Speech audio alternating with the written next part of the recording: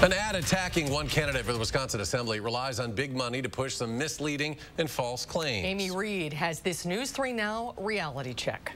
We aren't radical, so why would we want one representing us in Madison? Before we get into what this ad claims, you should know who's saying it. The small text at the end says the Republican Assembly Campaign Committee paid for the 30-second spot. The committee gets most of its big donations from individuals and candidate funds, and thousands from federal PACs like those for Koch Industries and Pfizer. Now here's what they're saying about 51st Assembly candidate Chris Marion, who's just fine with calling political opponents Nazis, dictators, and enemies. This is misleading.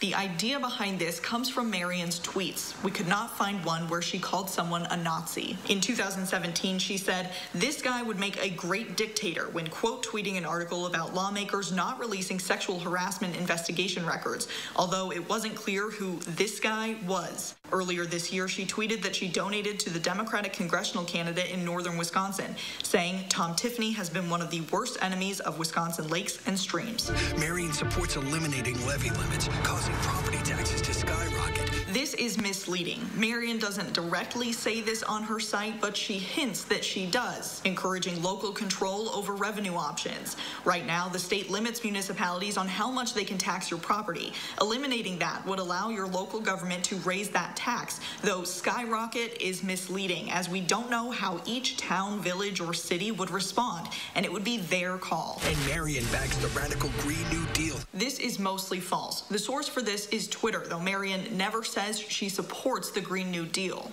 In her tweet, she says the headline was misleading, that the Green New Deal is toxic in rural America.